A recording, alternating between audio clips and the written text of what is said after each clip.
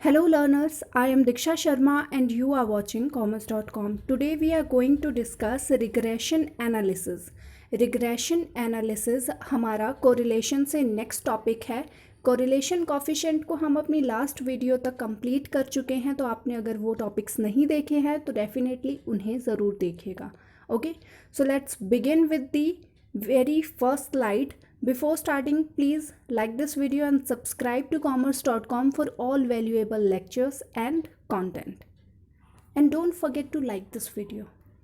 Okay, so first slide is here, regression analysis. क्या होता है regression analysis? हमने अभी तक correlation के बारे में पढ़ा है कि correlation हमें बताता है कि दो चीज़ें यानी कि दो variables किस तरह आपस में related है, right? यानी कि उनमें रिलेशन पॉजिटिव है, नेगेटिव है या कोई रिलेशन नहीं है, ये सब हमें कोरिलेशन बताता है. ओके, सो रिग्रेशन फिर हमें क्या बताएगा? रिग्रेशन भी दो वेरिएबल्स को ही लेके चलता है, दो या दो से ज़्यादा. तो अब बात करते हैं रिग्रेशन की.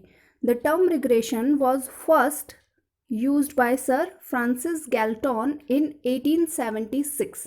Sir Francis Galton. Okay, the analysis of coefficient of correlation measures the direction of degree of relationship between two variables. यानी कि उनके बीच में किस डायरेक्शन का रिलेशन है, यानी कि अपर ऊपर की तरफ जा रहे हैं या नीचे की तरफ, हमने पॉजिटिव नेगेटिव में देखा था. एंड डिग्री क्या है? डिग्री मतलब कि वही positive negative. Okay, so direction इस तरह से एंड पॉजिटिव और नेगेटिव ये शो करेगा उनका जो भी रिलेशन है, right. It measures the closeness with two variable, कि ये आपस में कितने क्लोज हैं. यानी कि मान लो एक रिग्रेशन पॉइंट्स ऐसे जा रहे हैं कोरिलेशन पॉइंट और दूसरे थोड़े इस तरह, यानी कि एक लाइन यहाँ बन रही है, क्या इनके बीच में कोई रिलेशन ही नहीं है, आप बता नहीं सकते क्या रिलेशन है, राइट. तो इसको जो रिग्रेशन बताएगा हमें, जो कॉफिशेंट ऑफ कोरिलेशन था वो इनके बीच की क्लोजनेस बता रहा था कि दो लाइंस जो दो वेरिएबल से बनी हैं वो कितने दूर या कितनी पास हैं, right. But the regression analysis we can predict और estimate the value of variable from the given value. यानी कि हम एक वैल्यू से, यानी कि अगर आपको x पता है और आपको पता है कि x और y के बीच में कोई पॉजिटिव रिलेशन है, और वो कैसा रिलेशन है ये सारा इक्वेशन के थ्रू आपको बता दिया जाए कि अगर x 1 है तो y 2 होगा, इस तरह का आपको सारी चीज़ें बता दी जाएं, तो आप x के थ्रू y को प्रिडिक्ट कर पाओगे कि जब x 2 होगा तो y क्या होगा 4, राइट. तो ये एक एग्जाम्पल लिया है, इसमें इक्वेशन थोड़ी सी अलग होती है. यानी कि रिग्रेशन का क्या काम है कि वो एस्टिमेट करता है वेरिएबल को, एक वेरिएबल को दूसरे के बिहाफ पर. क्यों? क्योंकि उन दो वेरिएबल्स के बीच में कोई रिलेशन है, इसलिए, राइट. तो यहाँ पर भी बात रिलेशन की ही होगी. अब रिग्रेशन लाइन क्या है, यानी कि हम लाइन की बात कर रहे हैं तो लाइन को पढ़ते हैं. अ regression line is a graphical technique. ये ग्राफिकल टेक्निक है, यानी कि ग्राफ के थ्रू अगर हम चीज़ों को रिप्रेजेंट कर रहे हैं और रिलेशनशिप दिखा रहे हैं दो वेरिएबल्स की, तो वो क्या हो जाएगी? Regression line. Okay, and regression equation, क्योंकि ये जो लाइन बनी ये किसी इक्वेशन के थ्रू बनी, यानी कि मैथमेटिक्स में भी जैसे इक्वेशन होती है, उस इक्वेशन में हम वैल्यूज़ पुट करते हैं, देन आपके पास अलग अलग टर्म्स आती हैं कि x पर y2 है, x1 तो y2, फिर x2 तो y4, ऐसे इक्वेशन में आपने वैल्यूज़ पुट की एंड देन आपको रिजल्ट मिल रहा है और आपने उन्हें प्लॉट किया चार्ट पर. तो रिग्रेशन इक्वेशन है algebraic expression of regression line. यानी कि अगर अलजेब्रा की फॉर्म में जैसे मैथ में दिखाते हो वैसे अगर आपकी लाइंस आपके पास वैल्यूज़ हैं तो वो होती है रिग्रेशन इक्वेशन. जैसे अगर x ऑन y दिखाना है, the value of x for given y, तो x ऑन y का मतलब जो इक्वेशन आपको x ऑन y दिखा रही है वो बताएगी कि क्या है x की वैल्यू होने पर y की वैल्यू क्या आ रही है, ये सब बताएगी. Okay, right. तो x ऑन y की बात चली है तो एक बार देख लेते हैं. y यहाँ पर जैसे कि हमने बात की है कि y डिपेंडेंट वेरिएबल है, क्योंकि हम y को यहाँ कैलकुलेट कर रहे हैं यहाँ। ओके, सो y को जब हम कैलकुलेट कर रहे हैं किसके थ्रू, x की वैल्यू के थ्रू, a और b हमारे कांस्टेंट हैं, राइट।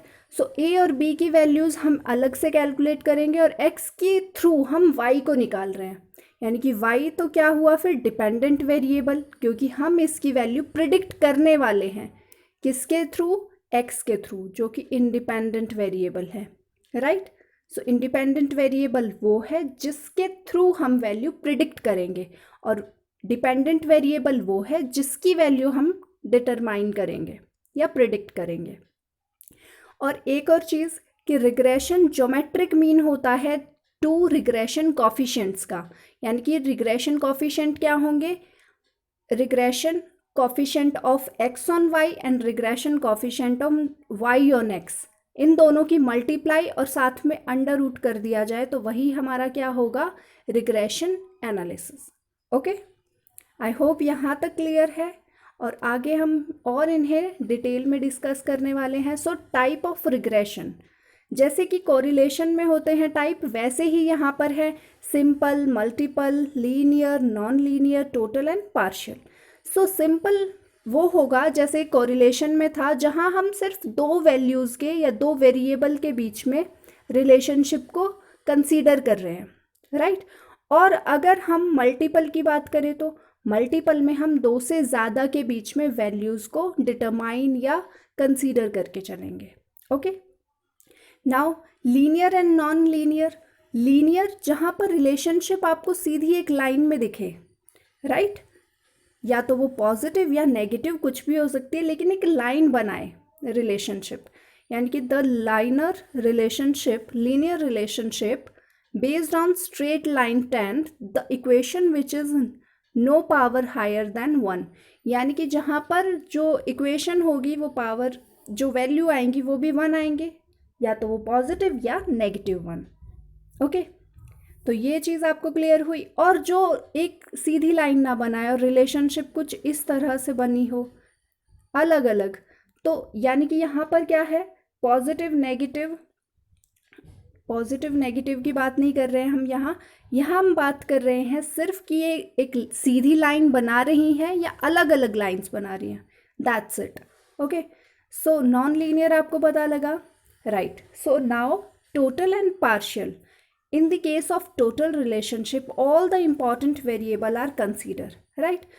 जैसे टोटल के अंदर है, अगर आपके दो वेरिएबल है तो दोनों को कंसीडर करो, तीन है तो तीनों को, इस तरह आप सभी वेरिएबल्स को अगर लेकर एक साथ कैलकुलेट कर रहे हो तो वो टोटल वेरिएबल्स, यानी कि आपका टोटल रिग्रेशन हुआ, राइट। लेकिन अगर आपके तीन वेरिएबल हैं या चार हैं या जो भी हैं, उसमें से आप कुछ को छोड़ देते हो और कुछ से ही आप निकालते हो अपना रिग्रेशन, यानी कि मान लिया आपके तीन वेरिएबल्स थे और आपने सिर्फ दो को ही रिग्रेशन निकालने के लिए यूज़ किया और एक को कांस्टेंट रखा, तो वो आपका पार्शियल हो जाएगा क्योंकि आपने वहाँ सभी का यूज़ नहीं किया। एक एग्जांपल जैसे इसका था कि जो आपका डिमांड है, डिमांड बढ़ना और घटना काफ़ी सारी चीज़ों पर डिपेंड करता है, लेकिन जब हम प्राइस इलास्टिसिटी निकालते हैं तो एक चीज़ क्या अजम्पशन लेके चलते हैं कि सिर्फ प्राइस के बढ़ने से ही डिमांड बढ़ेगी, बाकी चीज़ों को कांस्टेंट मान लो, तो वो भी कैसा हुआ, पार्शियल हुआ, राइट। क्योंकि दूसरी चीज़ें भी इफ़ेक्ट डालती हैं डिमांड पर, लेकिन हम वहाँ सिर्फ किसका रिलेशन पढ़ रहे हैं, डिमांड और प्राइस का। It's clear to you? Okay, so let's move to the next one. अब यहाँ हम पढ़ रहे हैं कि regression line and coefficient of correlation किस तरह से रिलेटेड है। सो फर्स्ट वन, जहाँ पर परफेक्ट पॉजिटिव कोरिलेशन है, सो परफेक्ट पॉजिटिव कोरिलेशन के time x on y and y on x से एक सीधी लाइन में जाएंगे, यानी कि दोनों इक्वेशन से जो वैल्यूज़ आएंगी वो एक सीधी लाइन ड्रॉ करेंगी, एंड वो भी ऊपर की तरफ, लेफ़्ट टू राइट। लेकिन अगर राइट टू लेफ़्ट नीचे की तरफ वो लाइंस बन रही हैं, डायरेक्शन नीचे की तरफ है, तो क्या होगा, तो वो होगा परफेक्ट नेगेटिव, है तो एक ही लाइन में लेकिन उनकी डायरेक्शन अलग है। ओके, सो ये दोनों क्लियर हुए। Next one, high degree of positive. High degree of positive का मतलब है ये दोनों लाइन आपस में मिली है लेकिन बिल्कुल एक लाइन नहीं बना रही लेकिन क्लोज हैं, राइट। सो क्लोजनेस की वजह से हम इन्हें बोल सकते हैं हाई डिग्री ऑफ पॉजिटिव, क्योंकि इनका फेस ऊपर की साइड इसलिए पॉजिटिव हुई और बहुत क्लोज है इसलिए हाई डिग्री हुई। एंड यही हाई डिग्री अगर नीचे की साइड हो तो ये नेगेटिव हाई डिग्री कोरिलेशन होगा। तो ये रिग्रेशन लाइन हमें कोरिलेशन भी बताती हैं, ये मैं बताने की कोशिश कर रही हूँ यहाँ। Okay, so next low degree of positive. अब ये आपस में इनके बीच में दूरी बहुत ज़्यादा है तो इसलिए लो डिग्री ऑफ पॉजिटिव, और यहाँ पर भी दूरी बहुत ज़्यादा है इसलिए low degree of negative. Negative positive क्यों है ये आपको बार बार बताने की ज़रूरत नहीं है। ओके, अब इस डायग्राम के अंदर क्या है, यहाँ पर एक्स ऑन वाई अलग तरह से बन रही है एंड वाई ऑन एक्स अलग, और इनके बीच में बहुत ज़्यादा डिफरेंस है, ये आपस में कहीं मिल ही नहीं रही इस तरह जैसे कि और ये सब मिल रही थी। तो यहाँ हम बोल सकते हैं कि नो कोरिलेशन। ओके, यानी कि आर क्या हो जाएगा नो कोरिलेशन के टाइम, 0।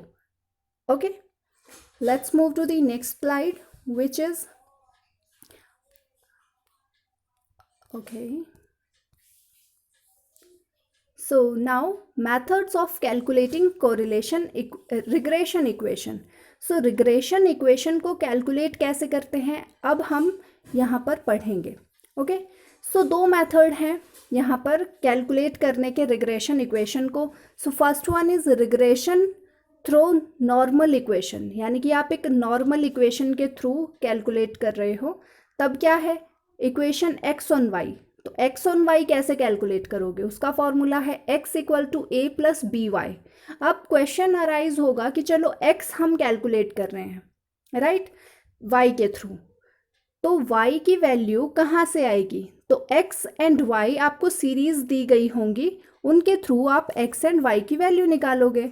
ओके, सो x और y की वैल्यू वहाँ से आएगी, और a एंड b की वैल्यू कहाँ आएगी, a एंड b की वैल्यू कैलकुलेट करने के लिए आपको ये दो इक्वेशन यूज़ करनी होंगी। क्या, समीशन ऑफ x, यानी कि जितने भी वेरिएबल्स हैं x में उन सब का sum, and equal to a into n number of terms plus b into y summation of y, b into summation of y कर दोगे, ये पहली इक्वेशन बनेगी, जैसे मैथ में इक्वेशन सॉल्व करते हैं बिल्कुल उस तरह। अब आपको सेकेंड इक्वेशन में भी वैल्यूज़ पुट करनी है, और इन दोनों को जब सॉल्व करोगे तो a एंड b दोनों की वैल्यूज़ आ जाएंगी, वहाँ से आप यहाँ पर पुट कर दोगे a एंड b की, तो ये एक इक्वेशन बन जाएगी इक्वेशन नंबर 3। ओके, नेक्स्ट आपका काम होगा अब y वाली इक्वेशन को, यानी कि y ऑन x निकालना। आपने x ऑन y से यहाँ पर इस इक्वेशन को बना लिया, अब आप बनाओगे y ऑन x वाली इक्वेशन, तो उसके लिए भी आपको ए बी की ज़रूरत है, तो वापस से कैलकुलेट करो और यहाँ से वैल्यूज़ निकालो। किस तरह, वही, लेकिन यहाँ पर हम क्या निकाल रहे हैं y ऑन x, इसीलिए summation of y equal to n plus a plus b summation of x। Okay, तो ये चीज़ें थोड़ा ध्यान में रखनी है कि दोनों में फ़र्क क्या है। ओके, तो यहाँ से आपका a एंड b की जो वैल्यूज़ आएंगी आपको यहाँ पे पुट करके इक्वेशन नंबर 4 बन गई। तो इक्वेशन नंबर 4 नहीं, क्योंकि यहाँ पर 4 ये है एंड 5 ये बन जाएगी, तो ये 6। अब 3 एंड 6 को कैलकुलेट करके आप x एंड y को कैलकुलेट करोगे, यानी कि इक्वेशन में इक्वेशन है, और 10th क्लास के मैथ में ऐसी प्रॉब्लम्स हमने पढ़ी हुई हैं, तो डिफ़िकल्ट नहीं है, आपको ध्यान रखते हुए क्वेश्चंस को सॉल्व करना है। ओके, सो ये हुआ पहला मेथड जिसमें हम इक्वेशंस के थ्रू, नॉर्मल इक्वेशंस के थ्रू हम क्वेश्चन को सॉल्व करेंगे। ओके, और x एंड y की वैल्यूज़ को कैलकुलेट करेंगे, देन बताएंगे कि इनके बीच में रिग्रेशन क्या है। Okay, next one is regression through regression coefficient. तो रिग्रेशन कोफिशिएंट का आपको जैसे पता है x ऑन y और y ऑन x, और उसको हम b के थ्रू जो वैल्यू b डिनोट करते हैं bxy एंड byx। ओके, तो वहाँ पर, और वैसे अगर बात करें रिग्रेशन कोफिशिएंट क्या है, तो value of b is the regression of equation, regression equation is called regression coefficient। तो जो b की वैल्यू आएगी वही आपका क्या होता है रिग्रेशन कोफिशिएंट। तो अब निकालते हैं bxy इक्वल टू, क्या फॉर्मूला होता है, r into standard deviation of x and standard deviation of y. तो जब आप वैल्यूज पुट करोगे और काट लोगे तो आपका क्या बनेगा, summation of d x into d y upon d x square का समीशन। तो आपको एग्जाम में, क्योंकि बहुत बार यही हो रहा है अभी कुछ साल से यूजीसी नेट में, या तो ये वैल्यूज दे दी जाती हैं और आपसे वैल्यू कैलकुलेट करने के लिए पूछते हैं, या फिर आपको सीधे डी एक्स डी वाई देकर वैल्यूज़ निकालने के लिए बोला जाता है। तो आप वो इस वाले फॉर्मूले को कम ही यूज़ किया जाता है क्योंकि इसमें प्रोसेस बहुत लंबी हो जाती है। तो इस वाले मेथड को वो प्रेफरेंस देते हैं एग्ज़ाम में डायरेक्ट क्वेश्चंस पूछने के लिए, क्योंकि यहाँ डायरेक्ट आपको वैल्यूज़ दी जा सकती हैं।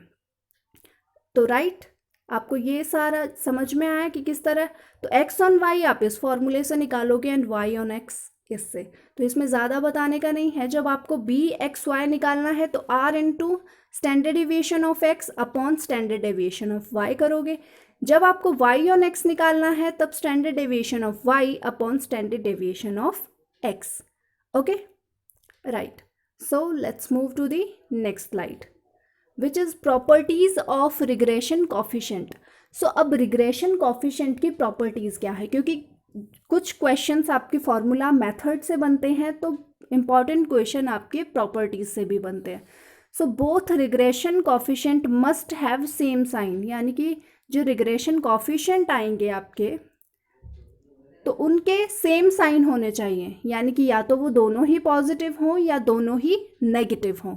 ओके, यानी कि उनमें ये नहीं हो सकता कि अलग अलग साइन आ रहे हैं।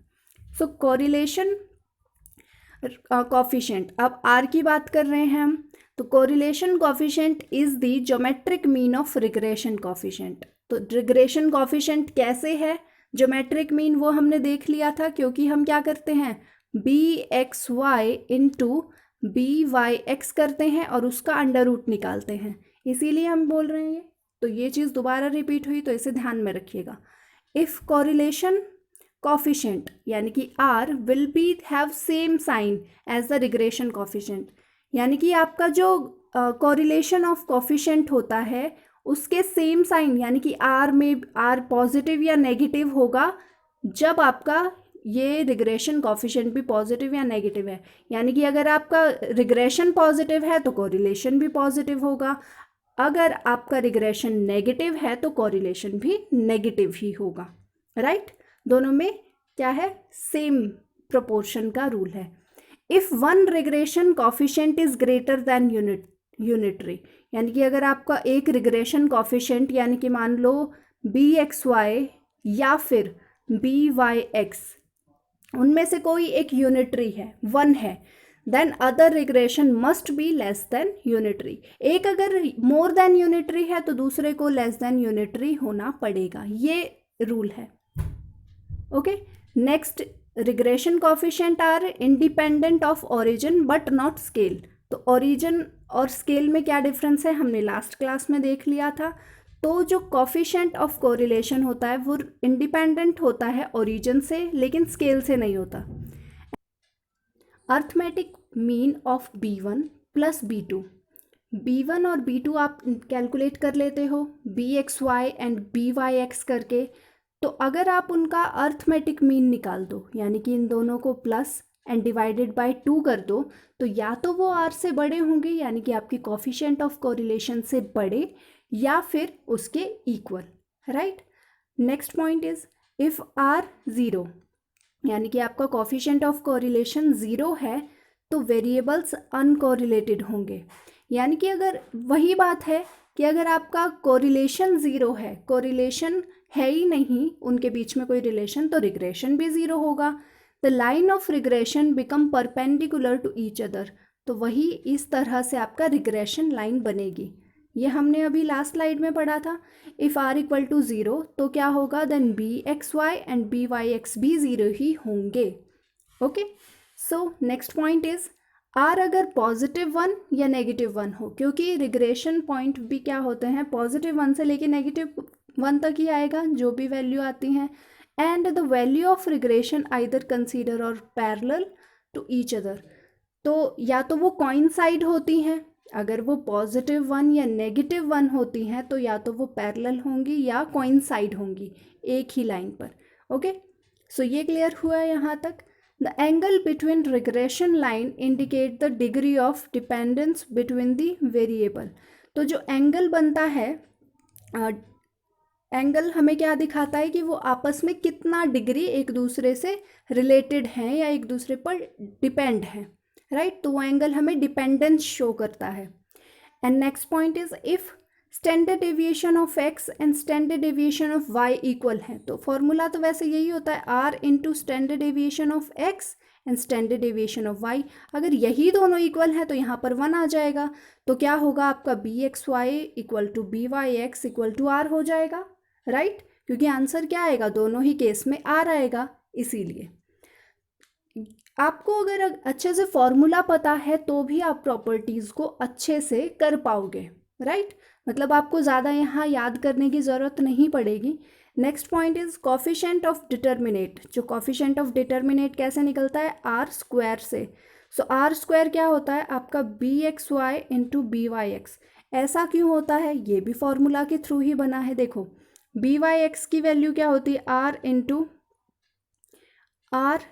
Into standard deviation of x and standard deviation of y।